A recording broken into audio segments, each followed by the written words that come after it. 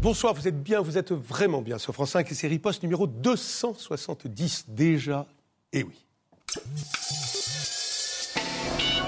Sacrés Gaulois, incorrigibles, ils ne changeront jamais.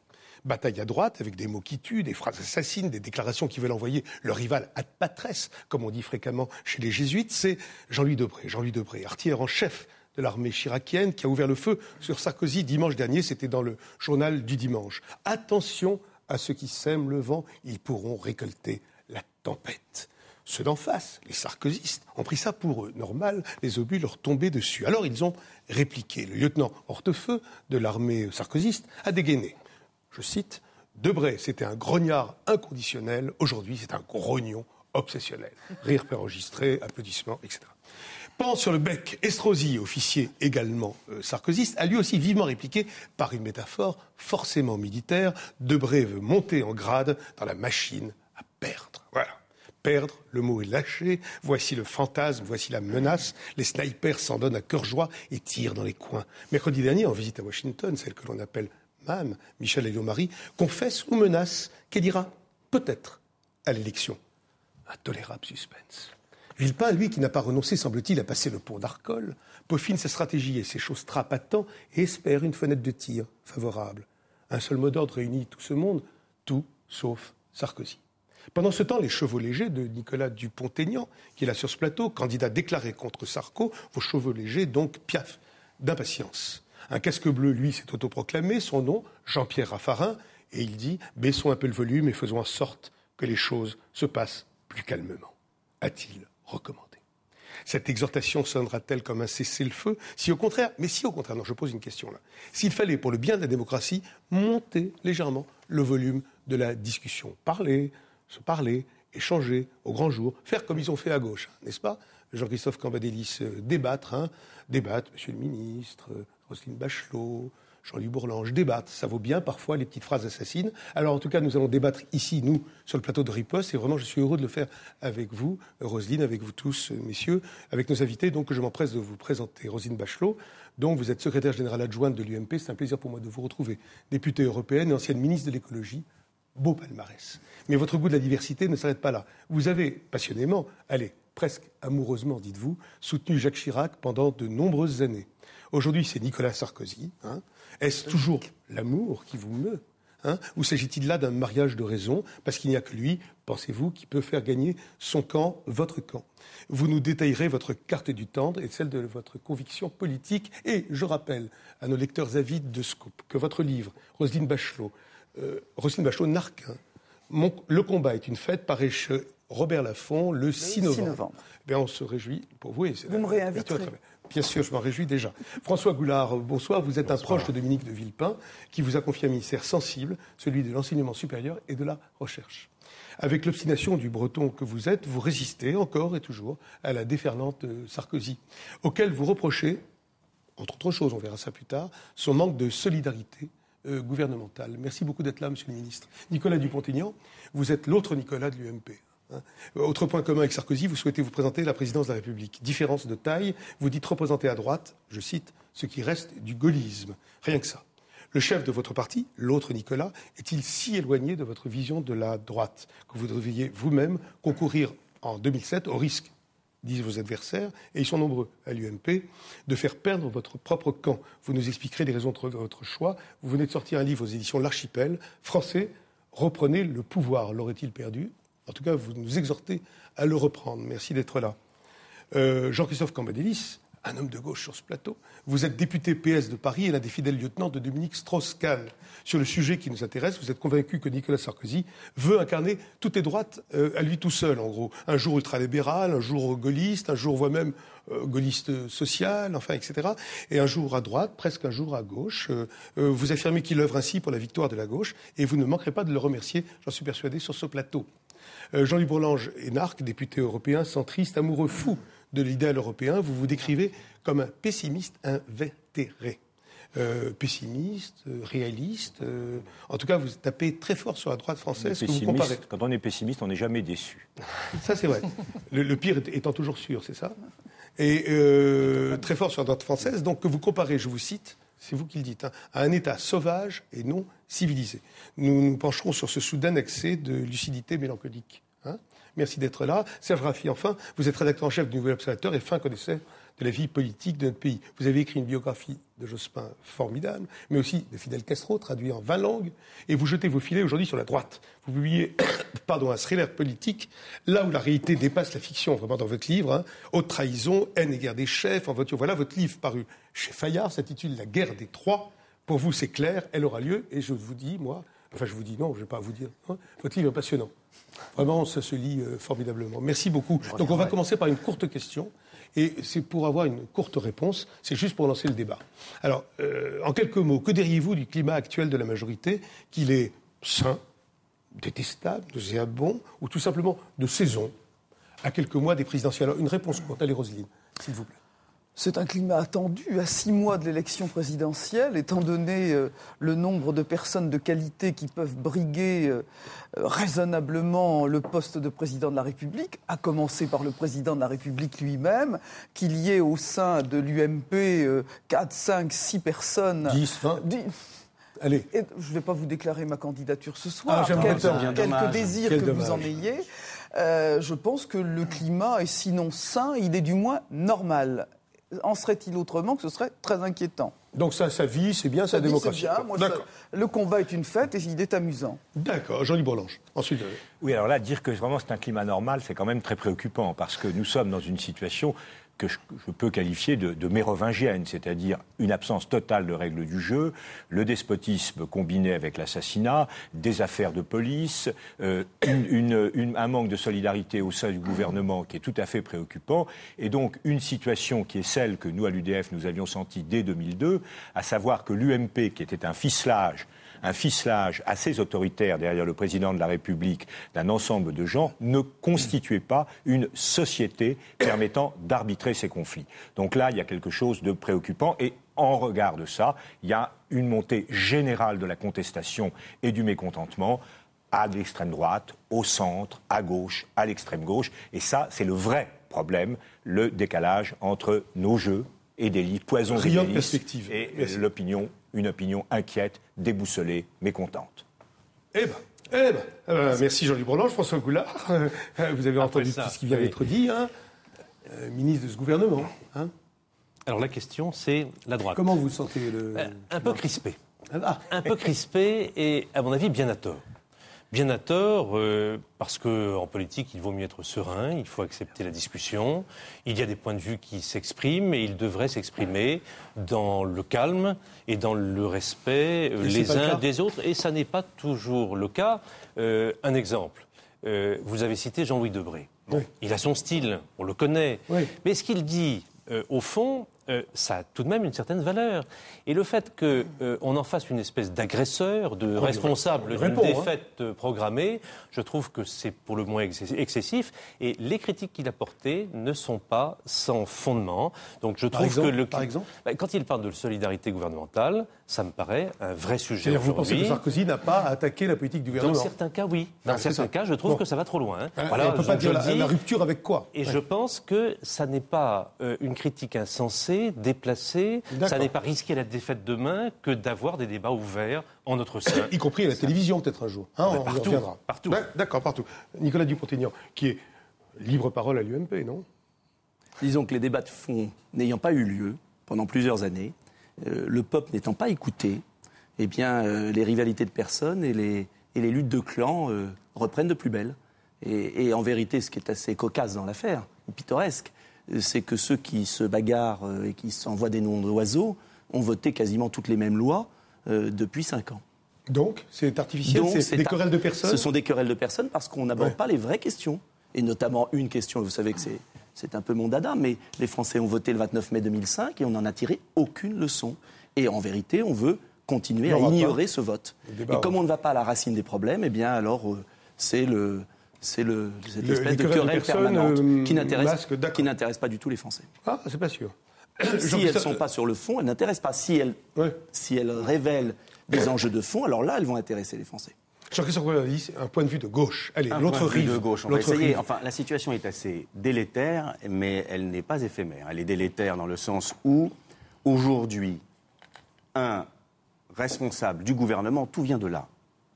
Le président de l'UMP est ministre des Affaires, enfin ministre de l'Intérieur, j'allais dire des Affaires étrangères, ministre, puisqu'il est dans tout, c'est pour ça. On ne sait plus, François Boulard.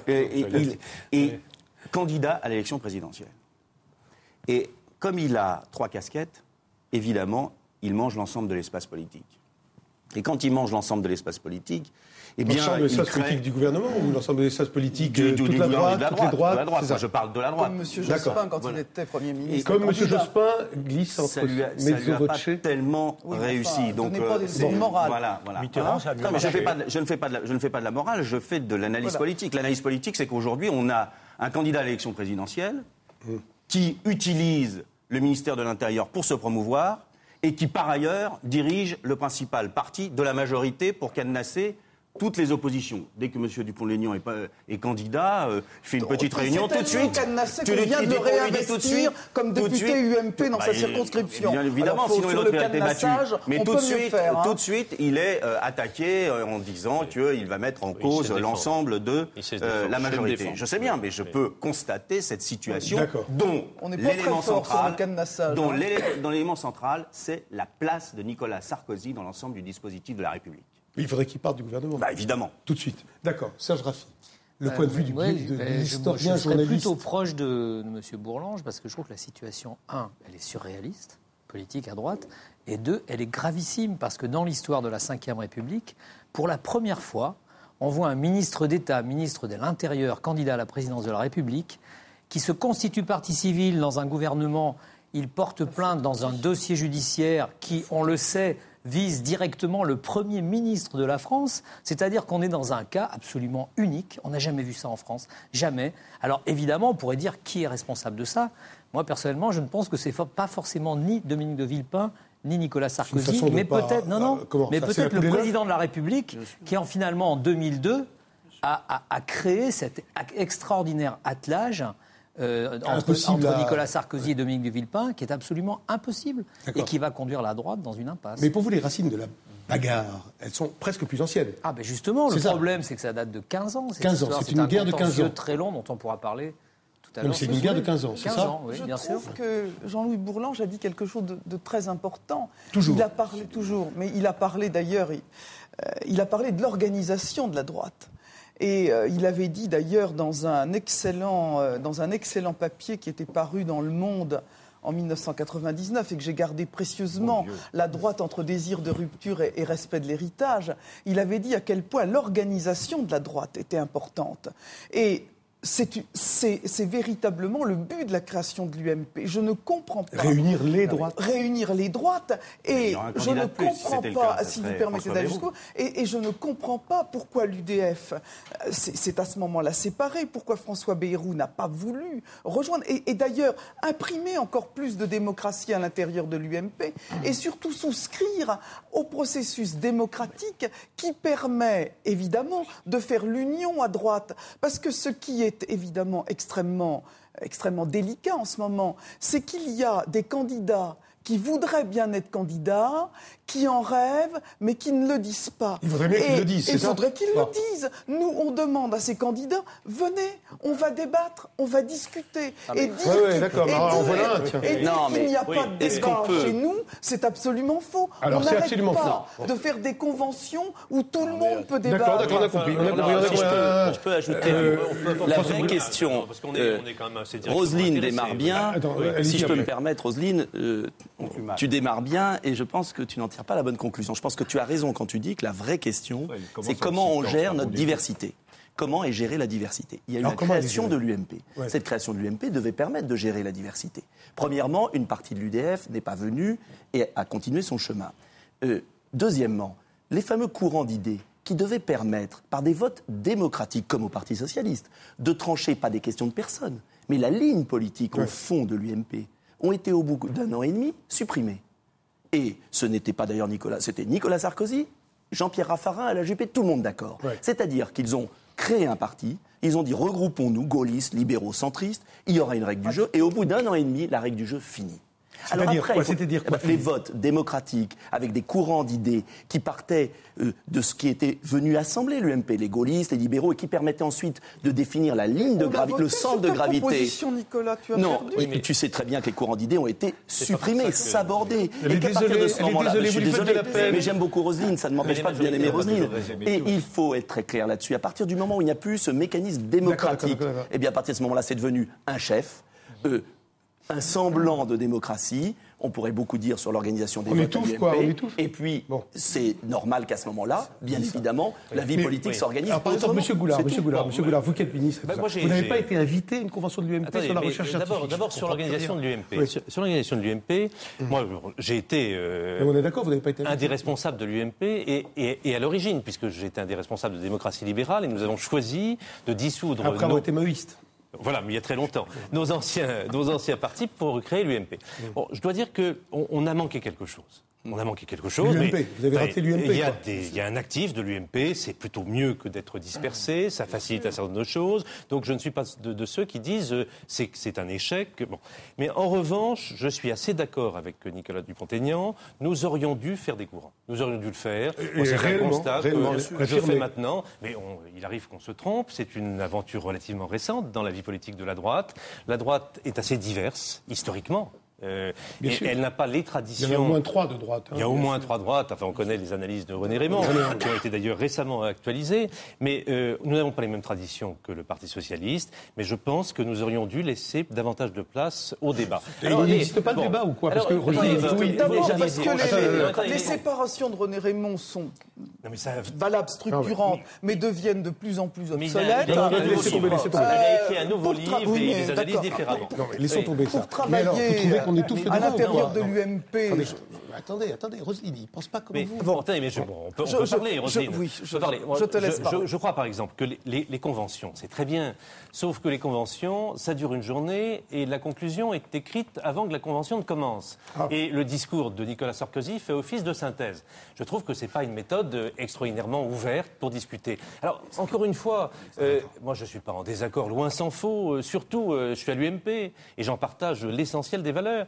Mais il arrive notamment que Nicolas Sarkozy dise un certain nombre de choses qui apparaissent comme, et c'est son terme, en rupture par rapport à la ligne que nous suivons aujourd'hui, par rapport à la politique du gouvernement, par rapport à la politique de la majorité. On a rappelé que nous votions tous les mêmes textes, les mêmes lois. D'accord, et vous dites que c'est pas bien. Mais c'est normal, on ne peut pas être d'accord sur tout. J'ai envie de le dire, et quand je le dis, on se fait rabrouer. On se fait rabrouer d'une manière, moi, que je trouve relativement incorrecte. Qui est rabroué à l'UMP? Bah, lui, Oui, visiblement. moi, ça m'est arrivé. Bah, Bon, lui, voilà, visiblement.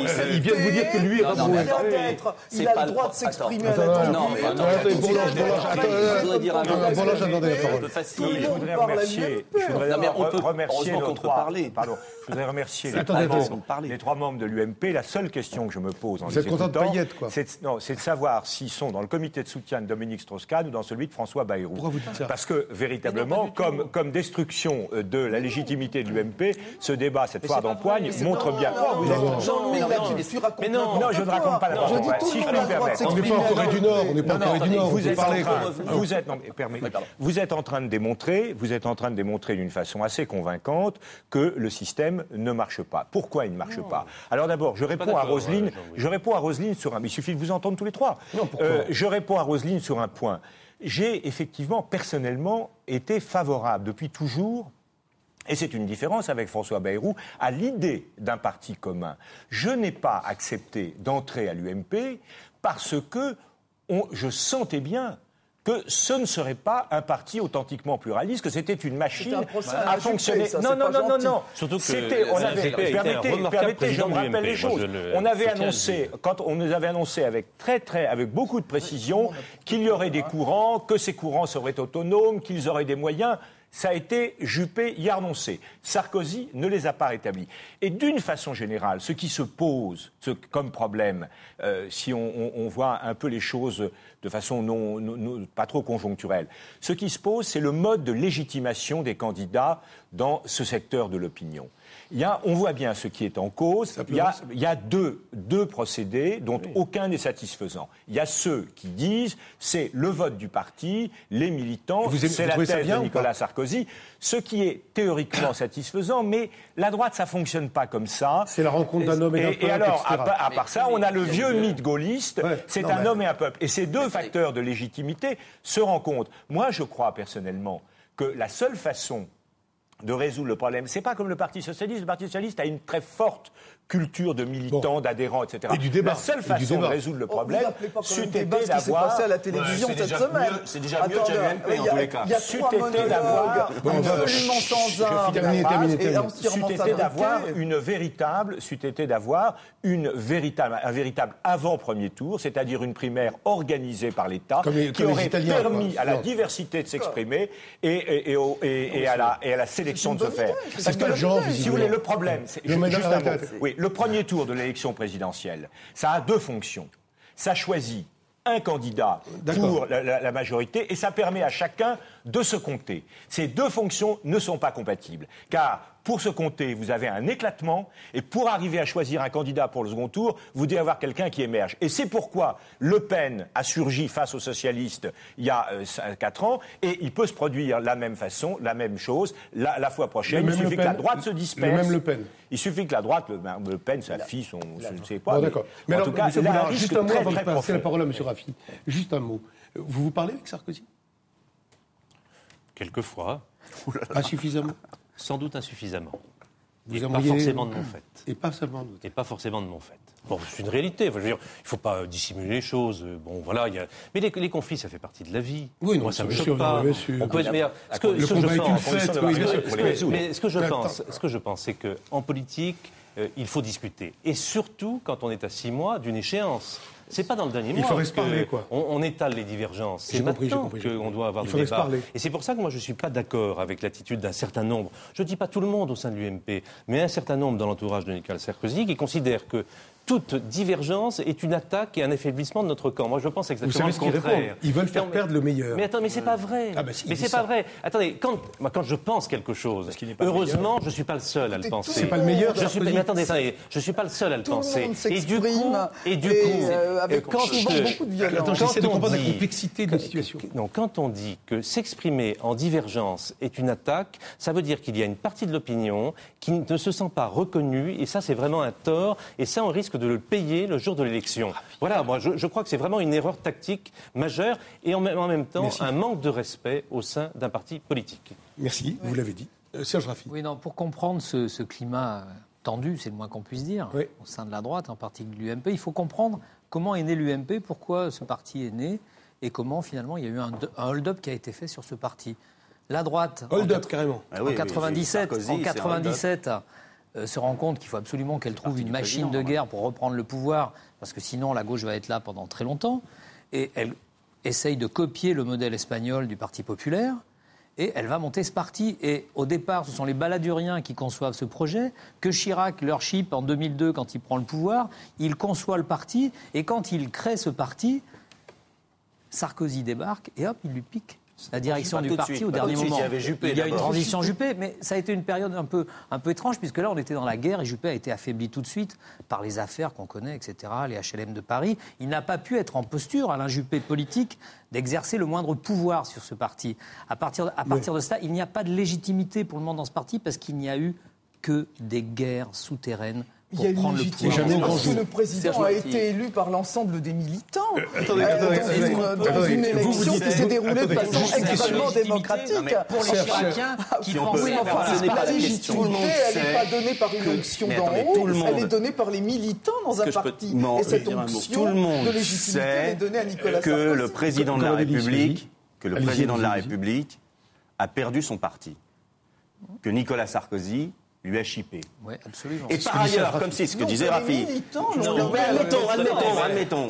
Aujourd'hui, il n'est plus maître dans son parti. Attendez, le président de la République ne il est maître partout, c'est évident. Mais il n'est plus maître dans son parti. Et par ailleurs, le Premier ministre, le jour où il a été Premier ministre, a pensé qu'il pouvait être candidat à l'élection présidentielle. Villepin. Trois légitimités. Celle du président de la République, celle du Premier ministre et celle du président de l'UMP, qui est lui-même numéro 2 du gouvernement, et en guerre avec le président de la République. Comment voulez-vous, dans ces conditions, que cela fonctionne ? C'est la guerre perpétuelle. Et évidemment que les Sarkozy ont raison de dire, mais attendez, si vous faites le bazar à l'intérieur du parti, la responsabilité de la défaite, et évidemment etc. que Villepin a raison de dire, mais si vous mettez le bazar comme au moment du CPE contre le gouvernement, ça va pas. Et évidemment que Jacques Chirac a raison en disant, je vais vous rassembler mes petits et on va faire en sorte que nous puissions fonctionner ensemble. Tout le monde a raison, mais tout le monde se tape, évidemment, puisqu'il y a 3 légitimités. Nicolas Dupont-Aignan. Oui, je voudrais repartir sur des questions de fond. Alors, je sais que ça peut paraître surprenant. La 5e République, c'est une question Mais oui, la Ve République. Mais une élection présidentielle sont quand même des questions de fond. Or, Nicolas Sarkozy a été élu par les militants, c'est vrai. Mais après, la ligne politique qu'il propose pour la présidentielle n'est pas une ligne politique aujourd'hui qui peut rassembler l'ensemble de la droite. C'est un fait. Quand il va à Washington dire que la politique de la France a été arrogante, quand il rencontre Bush, quand il va voir Barroso, pour dire on va faire voter après l'élection présidentielle une mini-constitution et on ne va pas la faire voter par le peuple, il l'a dit, écrit, on va la faire voter par le Parlement. Quand, et je suis désolé d'avoir amené cela, quand je lis cette proposition de résolution que Roselyne, et je respecte le choix de Roselyne, j'en ai un autre, a signé le 14 juin au Parlement européen, où il est clairement dit qu'une fois l'élection présidentielle passée, il faudra faire revoter les Français d'une manière ou d'une autre. C'est pas un choix important, ça. Et Nicolas Sarkozy, quel que soit ça, je respecte ses choix, mais il y a d'autres choix qui peuvent être faits. Et il a fait une sorte de hold-up libéral, conservateur d'une certaine droite américaine sur l'UMP. Est-ce que je peux répondre à cette question? Parce que je suis désolé, il est normal, il ne faut pas qu'ils s'attendent à ce que des gens qui défendent d'autres convictions et qui sont attachés autant que lui à une certaine liberté, parce qu'il est attaché à sa liberté de parole. Et il faut qu'il accepte aussi que ce qu'il demande pour lui, d'autres l'aient. Et il ne peut pas présenter un projet présidentiel qui mette de côté à ce point un vote populaire aussi important. Réponse de Roselyne Bachelot. Nicolas, l'Europe est en panne. Parlons un peu d'Europe. L'Europe est en panne. Ce que propose Nicolas Sarkozy, qui est le seul à avoir fait des propositions concrètes, élaborées, structurées devant ce think tank dont les travaux se sont déroulés à On parle de Nicolas Sarkozy. Non, mais pourquoi Chirac ne le fait pas ? Et qui dit de façon très claire, l'Europe est en panne. Il y a des difficultés structurelles de gouvernance politique en Europe. Entendons-nous sur ce qui, dans le référendum, n'a pas posé de questions. Et comment fait-il ce qui n'a pas posé de questions? C'est extraordinaire. On a entendu il sait à la place débat. du peuple ce qui n'a pas posé de questions. Mais on a entendu le débat. C'est extraordinaire. Et alors qu'il propose devant le peuple. On a entendu le débat. Et d'ailleurs, cette proposition qui est faite, elle est faite à l'ensemble de nos partenaires qui vont en discuter. Il y a 25 pays, bientôt 27 et 28. Donc je trouve que c'est la responsabilité et l'honneur d'un homme politique que de faire des propositions. Étant entendu que 88% des militants, des sympathisants de l'UMP ont voté pour le projet de constitution. Pourquoi hold-up libéral? Nous avons un désaccord fondamental sur cette question. Je vous ai vu faire ça. Petite remarque. Non mais attendez, remarque sur ce moment du débat. C'est quand même assez extraordinaire et ça montre bien que notre organisation n'est pas parfaite. Nous sommes à l'UMP. Nous sommes en gros d'accord. Nous sommes, non pas chez vous, ça sûrement pas. Nous sommes en gros d'accord. Alors, il y a une minorité, elle est parfaitement respectable, qui n'a pas la même opinion concernant les institutions européennes. Mais nous sommes très majoritairement à peu près d'accord. Les Français ont quand même été de notre côté le 29 mai. Mais il arrive que en politique de l'UMP. Vous n'allez pas attendez, 55% des Français, si vous permettez, 55% des Français ont voté et aujourd'hui on renie Nicolas, est-ce que je peux poursuivre? Excusez-moi. Il est normal par moment que les Français ne soient pas d'accord avec nous. Sinon nous serions éternellement au pouvoir, ce serait quand même un peu triste. Donc nous avons une opinion à peu près homogène au sein de l'UMP. Et nous aboutissons à ce paradoxe que nous nous écharpons là-dessus. Ça montre bien que notre organisation n'est pas parfaite. Et donc, on a des progrès à faire en la matière. Alors, quand j'entends hold-up libéral, non, parce que moi, je ne considère pas que Nicolas Sarkozy défende des thèses libérales, en tout cas, pas de manière constante. Pas de manière constante. Vous voulez dire qu'il change? D'ailleurs, ça lui fera probablement plaisir que je dise ça, parce qu'il a peur d'avoir cette étiquette qui n'est pas très appréciée dans notre pays. Moi, j'observe, par exemple, à tort certainement, j'observe qu'en matière économique, sa ligne n'est pas totalement définie, et il arrive que, de mon point de vue, mais qui n'est que mon point de vue, ils disent des choses qui sont vraiment pas tout à fait exactes, ou en tout cas conformes à l'idée que je me fais des intérêts de notre pays. Je prends un exemple. C'est très grave ce que vous dites là. Roselyne Bachelot, qui est très grave, européenne. L'intérêt du pays. Je prends sa déclaration, alors c'est dans ses discours importants, à propos de Maastricht, de l'union monétaire, de l'euro. Alors c'est un sujet certes complexe, mais c'est un sujet éminemment politique et vraiment essentiel.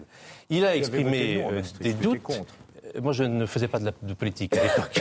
Il a exprimé des critiques à l'égard de l'accord qui fonde l'euro et considéré que nous devions le renégocier. Alors d'abord, pratiquement, les députés européens qui sont ici peuvent témoigner que c'est totalement impossible. Et deuxièmement, moi je considère que économiquement, c'est absolument infondé. Bon, et vraiment, c'est pas une position libérale. Voilà, je tenais à dire. D'accord. Alors, vous savez ce que dit Jean-Louis Bourlange sur le statut de la Banque centrale européenne. Et je trouve que c'est un débat intéressant. Et vous savez que c'était une chose qui avait été débattue par les représentants français pour qu'il y ait plus de démocratie dans les statuts de la Banque centrale européenne. Je passe la parole à l'UDF présent. Je vais pas mal parler, donc je vais être très bref sur ce point. Et vous dites, je crois, sur l'Europe. Sur l'Europe, d'abord, on va pas rentrer dans un débat sur l'Europe, mais je crois que... on va pas parler d'un débat sur l'Europe. Ce que je veux dire simplement, c'est que le problème européen est beaucoup plus fondamental que celui des modifications institutionnelles. Si on ne comprend pas que nous sommes entrés dans une période de profonde au moment du référendum, dont je conviens qu'il était l'expression d'un malaise antérieur. Nous sommes rentrés dans une situation... Le moteur est cassé, la dynamique est cassée, et nous devons refonder, répondre à toutes les questions, qui, quoi, comment. Donc, Jean-Louis Bourlange, pourquoi vous dites que ce monde, vous êtes inquiet évidemment, mais face au ravage de ce monde, je vous cite, politique, schizophrène et menteur. Oui, écoutez, justement, je ne sais pas si je vais prendre des mots aussi... vous l'avez dit. Oui, bien sûr, mais je ne veux pas accuser nos amis ici d'être schizophrènes ou menteurs. C'est le monde. C'est le monde. Non, mais justement, je voudrais, dans cette affaire-là, je voudrais poser une question à François Goulard, parce que ça me paraît à la base du problème. François nous dit, nous avons le droit, alors moi je ne suis pas à l'UMP, mais nous avons le droit d'avoir des idées divergentes, de considérer que Sarkozy est mauvais, qu'il ne défend pas les intérêts de la France. J'ai dit que sur certains points, pourquoi pas, pourquoi pas. Oui. La question qui est posée n'est pas celle-là, me semble-t-il. C'est celle qu'a posée M. Cambadélis, et je crois aussi moi-même, c'est celle du mode de règlement de ce conflit.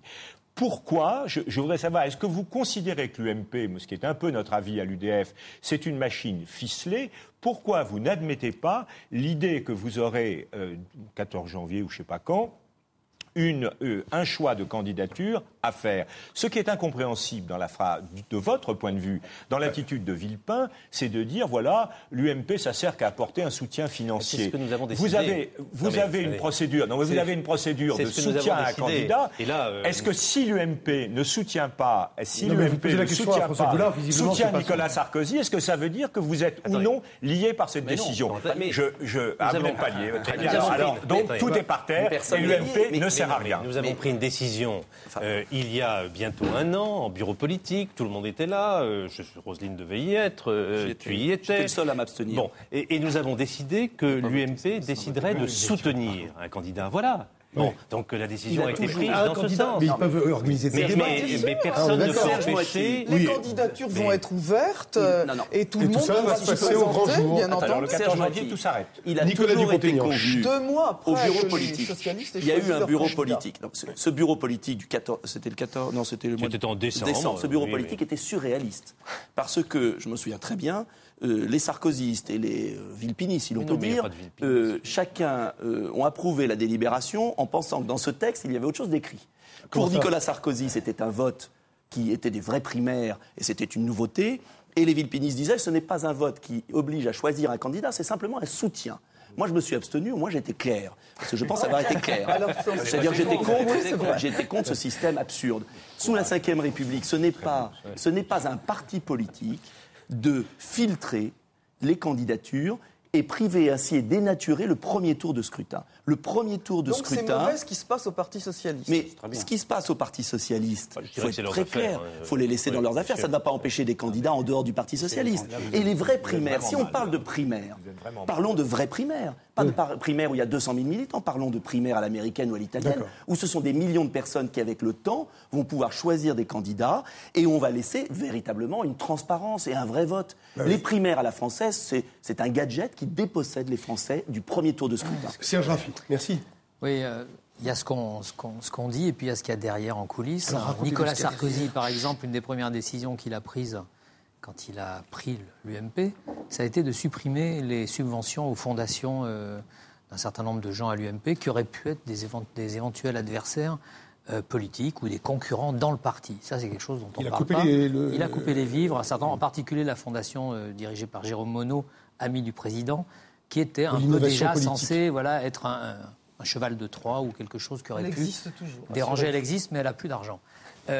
Ça, c'est une chose. Des choses très intéressantes. Mais pour revenir au débat incroyable dans lequel on est. Non, de très bons textes. Aujourd'hui, on est dans un débat extraordinaire. C'est-à-dire qu'au fond, Nicolas Sarkozy, c'est un coucou. C'est-à-dire, c'est un monsieur qui a fait son nid dans le parti gaulliste pour créer un parti à l'américaine. C'est exactement comme ça. Alors les Chiraciens, évidemment, ils sont fous furieux de cette opération. Aujourd'hui, l'UMP n'a plus rien de gaulliste. Son mode de gestion, son mode de fonctionnement. C'est-à-dire que, mais c'est déclaré officiellement. C'est-à-dire ce que je vous dis, c'est pas un scoop. Ça fonctionne exactement comme une entreprise. Il l'a dit. Ça fonctionne comme une entreprise moderne. Certains ont même parlé une secte, c'est-à-dire qu'il y a une espèce de forme de sidération autour de Nicolas Sarkozy, etc. Vous mettez en lotus comme ça, autour de la photo de Sarkozy avec des bougies comme ça. Un grand quotidien du soir a fait une enquête là-dessus. Le Monde a fait une enquête là-dessus. Ça a été. Il faut les répéter. C'est très intéressant parce qu'il y a des cellules. Ça fonctionne un peu comme une entreprise aujourd'hui moderne, un peu comme une église de scientologie, etc. C'est intéressant. C'est un peu franchement, je peux pas c'est énorme. Non, mais on a beaucoup parlé. Les 300 000 militants de l'UMP. On a parlé de la forme. Essayons de voir un peu le fond. Alors, quelle est la difficulté ? La difficulté, c'est que Nicolas Sarkozy veut être candidat pour après, alors qu'il l'est pour après, c'est-à-dire candidat pour plus tard. Candidat à l'élection présidentielle. Ah oui, d'accord. Je croyais à l'autre élection présidentielle déjà. Pour après, c'est son mot d'ordre. Le jour d'après, ce sera lui. Bon. Mais il est dedans, dans le gouvernement. Oui, tout ça ne m'a pas échappé. Oui. Bon, donc il y a une contradiction. Oui, mais ça, vous l'avez dit déjà. Bon, il faudrait qu'il parte. Et je continue. La contradiction, je continue, parce que la contradiction, c'est un autre jour. Oui, mais sûrement. Mais le jour d'aujourd'hui, les Français le subissent. Bien. Donc, à partir de là, Nicolas Sarkozy ne veut pas être comptable de ce qui s'est passé. Il ne veut pas être comptable de la politique gouvernementale. Et il n'est pas solidaire, comme on vient de le dire. Bon. Il évoque la rupture qui change au gré des discours. Un jour, c'est dans la continuité du gaullisme. Un jour, c'est dans la continuité de l'action gouvernementale. Et un autre jour, c'est de la rupture ultralibérale. Ça dépend du moment où il le prononce. Parfois, il y a des choses carrément de gauche aussi. Non, mais carrément de gauche. Oui, il y a des emprunts. Il y a des emprunts à une politique, à quelques formules de la gauche, et non pas une politique de la gauche. À Marseille, moi j'ai entendu dire, on va aller plus loin que Jaurès et Blum, quand même. Il a rendu un hommage appuyé à Jaurès et Blum. Oui. Vous avez été touché. Jaurès était un homme de droite quand on Jaurès était un homme de droite. Quand on les reprend, maintenant, ils sont bien anodins. Jean-Louis Bourlange a tout à fait raison. C'est qu'on n'a pas réglé notre problème de désignation de candidats. Ça, c'est vrai. C'est vrai que le premier tour a fonctionné pendant longtemps pour départager les candidats, d'un camp ou d'un autre d'ailleurs, et qu'aujourd'hui, après le 21 avril, on est un peu gêné pour lui faire remplir ce rôle au premier tour des élections présidentielles. Et c'est vrai que des idées comme celles qui ont été avancées par plusieurs d'entre nous, de primaires très élargies par rapport aux militants, mais on ne peut pas le faire aujourd'hui, c'est beaucoup trop tard, évidemment. Bien sûr, que le président de la République n'a pas voulu. On parle aussi pour l'avenir. Donc moi je pense que nous avons un certain problème. Le PS a ses méthodes, mon je ne suis pas sûr qu'elle soit très bonne. Vous avez mis le débat, leur débat? Bon, attendez, alors, sur la forme, un avantage sur nous, incontestable, ils peuvent parler sans s'engueuler. Donc ça, c'est bien. Mais sans se regarder non plus. Hein. Quand on regarde le fond, alors là, très franchement, prenons les 35 heures. Alors c'est assez comique, parce que les trois sont persuadés que c'est une erreur fondamentale. Alors, Strauss-Kahn, parce que c'est un économiste, alors il dit, ça c'est le passé. Madame Royal, parce qu'elle est de bon sens. Vous en conviendrez, vous n'avez pas touché. C'est bien et c'est mal, alors comme ça fait plaisir à tout le monde. Et quant à monsieur Fabius, qui veut laver plus rose que rose, lui, il veut en faire plus, aller plus loin, etc. Mais les trois sont convaincus que c'est une erreur fondamentale. Donc le fond du débat socialiste, il n'est pas génial. Hein. Franchement, on ne peut pas dire que ce soit la recette absolument parfaite que d'avoir une élection devant les militants. Vous en viez quand même. Non, mais ne vous gênez pas à faire des débats. Il y a peut-être une chose de fond qu'on a oubliée dans le débat, puisque Nicolas vient de dire très justement qu'il faut parler aussi du fond et pas seulement de combats de personnes, même s'ils ne sont pas inintéressants. Je crois qu'il y a eu une réforme extrêmement importante qui a été le quinquennat, que ce quinquennat est une réforme inachevée, comporte le jugement de valeur en bien ou en mal sur le quinquennat. Maintenant, nous sommes sous le régime du quinquennat et que l'élection à la présidence de la République est étroitement liée au combat parlementaire. Le président de la République, du fait de la réforme du quinquennat, est devenu le chef de la majorité parlementaire. Les deux combats sont étroitement liés. Mais je crois que si on devait parler du fond, c'est de ça qu'il faudrait parler. C'est l'évolution institutionnelle. Et qui explique d'ailleurs un certain nombre des difficultés qu'il y a dans le combat à droite et dans le combat à gauche, et qui sont des difficultés structurelles. On n'a pas intériorisé cela. Et je crois que c'est une question absolument fondamentale. Il y a la tentation, divergence entre Sarkozy et M. Villepin. Surtout, il y a la tentation des deux grands partis quand même. PS et UMP, qui ont été en décalage, considérable avec cette affaire européenne, mais pas seulement. Il y a la tentation quand même de kidnapper le jeu politique. Et le clivage entre nous droite-gauche, le clivage droite-gauche est de plus en plus subi par les Français, avec d'autres clivages fondamentaux sur l'Europe, sur la manière de traiter la crise d'identité de la France, sur les problèmes d'immigration. Et sur tous ces clivages, on s'aperçoit que chaque famille politique, les deux grandes familles, veulent absolument kidnapper la présidentielle. Et c'est pourquoi il est très important qu'à la présidentielle, les Français aient vraiment le choix et qu'à travers de fausses primaires, il n'y ait pas la tentation de verrouiller un peu plus. Jean-Luc Bourlanges, est-ce que vous êtes content à l'UDF? Est-ce que vous trouvez que la stratégie de Bayrou est la bonne? Comment vous ressentez tout ça vu de juste à côté? Je crois que ce que vient de dire Nicolas Dupont-Aignan est juste.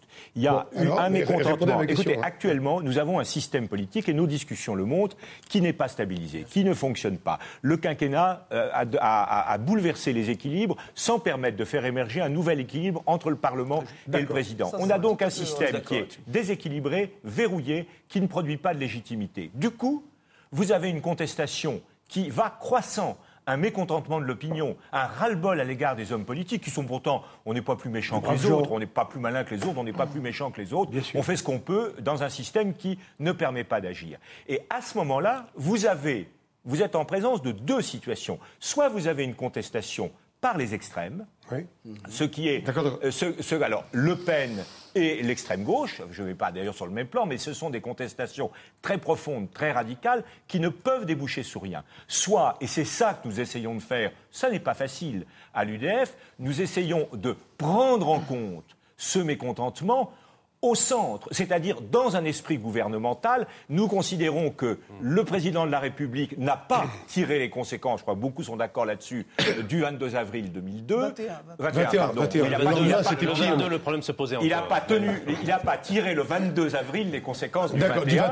Et donc nous sommes Bayrou. Eh bien Bayrou, moi, si vous voulez, je suis, à la différence de Bayrou, je crois un peu plus à la bipolarisation que lui. Je crois que c'est, je dois reconnaître, en regardant les intentions de vote, que j'ai tort pour l'instant. Et que Bayrou augmente ses intentions de vote. Je ne dis pas que ça a une valeur prédictive, mais à titre indicatif, c'est tout à fait intéressant, parce que il y a un tas de braves gens dans ce pays qui ne sont pas extrémistes, qui sont D'accord. profondément insatisfaits du D'accord, système d'accord, et d'accord, qui se d'accord, disent d'accord. qu'on peut peut-être avoir un changement républicain, Serge respectueux Raffi. des gens. Oui, D'accord, Serge Raffi, alors vous dites que vous ne doutez pas que, on regarde la haine ancestrale, que vous, les organistes et les gaullistes, comme vous dites, qu'un candidat chiracien se lancera dans la course à l'Élysée. Ah, mais Vous c'est êtes sûr de ça? Ah oui. Donc Villepin. À peu près sûr. Villepin Bah, ou quelqu'un d'autre, qui peu d'autre importe. Mais sur cette crise de Chirac. représentation, Chirac ou Villepin?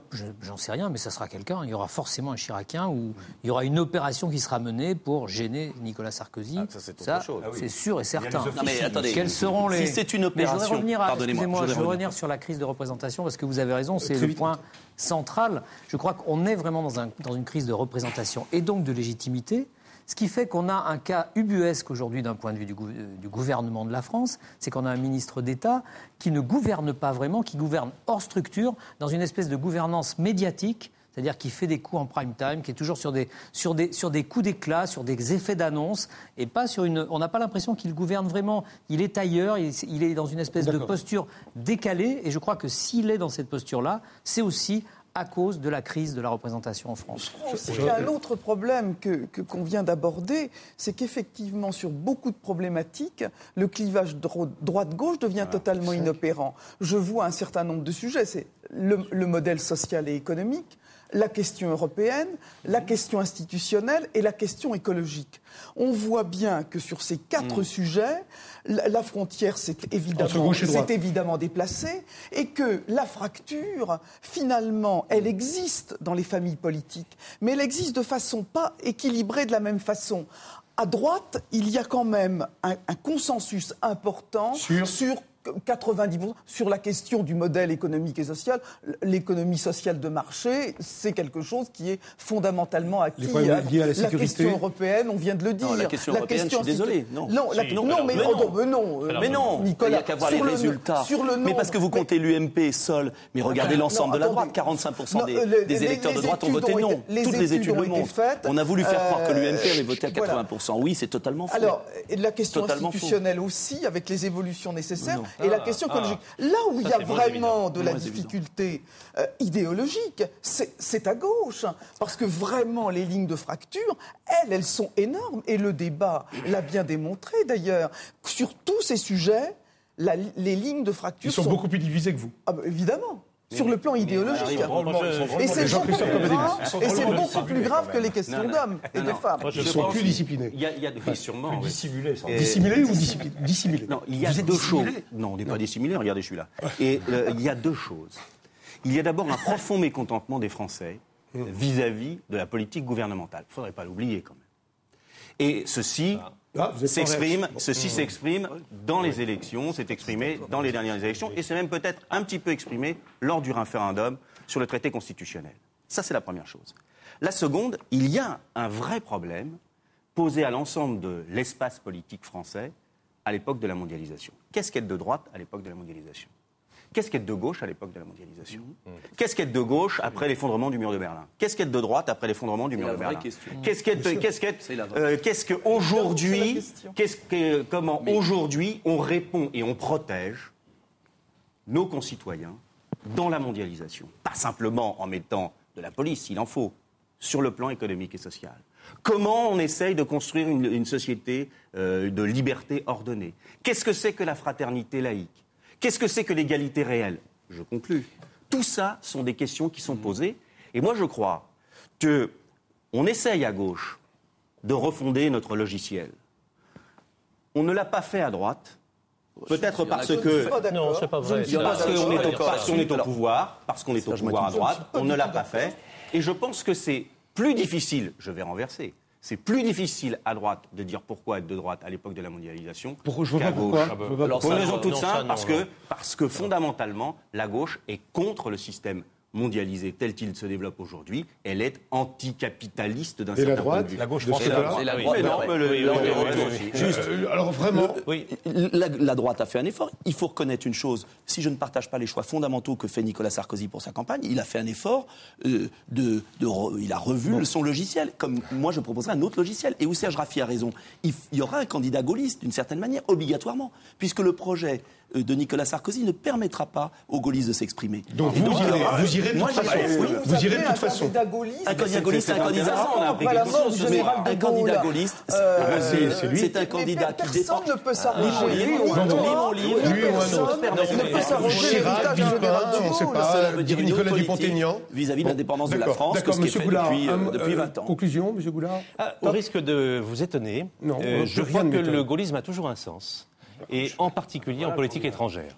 En particulier en politique étrangère, ça a un sens profond et on l'a vu dans l'actualité récente. Maintenant, c'est vrai que les frontières bougent, c'est vrai que les thèmes évoluent, mais ça c'est toute l'histoire politique. Et c'est vrai que notre moment est peut-être plus heurté, plus accéléré, mais il n'empêche que nous avons besoin d'un choix entre la droite et la gauche. Toutes les grandes démocraties fonctionnent comme ça. Il faut que le choix soit clair, chacun a ses options, c'est quelquefois pas facile à définir.